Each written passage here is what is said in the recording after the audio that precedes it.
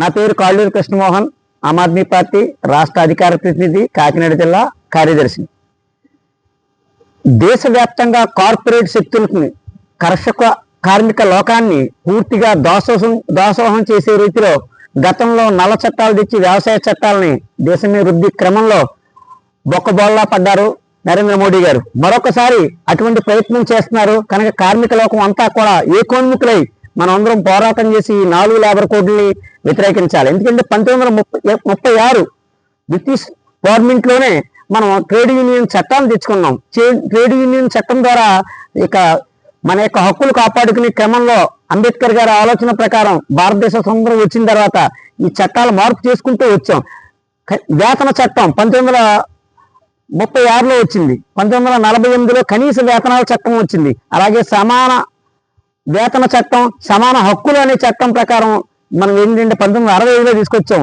So ఆ చట్టాల ప్రకారం యుఎస్ఏ కానీ లేదా మన యొక్క సమ్మె చేసే హక్కు కానీ, మనకి నిరసన చేసేది కానీ, వేతన చట్ట సవరణ గురించి కానీ, ప్రసూతి లీవుల గురించి కానీ, లేదా అలాగే థ్రెషోల్డ్ లిమిటెడ్ వాల్యూస్ అని ఉంటాయి. అది సైంటిఫిక్ గా ఒక మనిషి ఎన్ని గంటలు పని చేయగలడు అంటే కంటిన్యూస్ గా ఒక మనిషి యొక్క కాన్సన్ట్రేషన్ 15 మినిట్స్ కన్నా ఎక్కువ ఉండదట్టండి. సో ఆ విధంగా ఒక గంట పని చేసినా అతను 15 నిమిషాలే కాన్సన్ట్రేషన్ గా ఒక వర్క్ ని పే చేయగలడు. అలాగా 8 గంటలు అనేది ఒక సైంటిఫిక్ మోడల్లో థ్రెషోల్డ్ అని ఒక శాస్త్రజ్ఞుడు సో దీన్ని ప్రవేశపెట్టాడు. దీన్ని అంతర్జాతీయ చట్టాలను ఉల్లంఘించి ఈ రోజున 8 గంటల పని గంటలని 10 గంటలు చేయడం, అలాగే వారాంతపు సెలవులు రద్దు చేయడం, స్త్రీల యొక్క ప్రస్తుత లీవ్ రద్దు చేయడం, వారికి ఇవ్వాల్సిన ఫెసిలిటీస్ క్రియేట్ చేయకపోవడం, ఇటు అనేక లోపభూయిష్టమైన చట్టాల్లో విమర్శడం వల్ల ఈ 29 చట్టాలని 4 కోడ్లుగా మార్చారు. కనుక ఈ లేబర్ కోడ్లు అన్నీ కూడా కార్మికుల మెడలపై వేలాడుతున్న కత్తిలాంటి. కనుక కార్పొరేట్లు కొమ్ముకొస్తున్న నరేంద్ర మోడీ గారికి మేము చెప్తున్నది ఏంటంటే,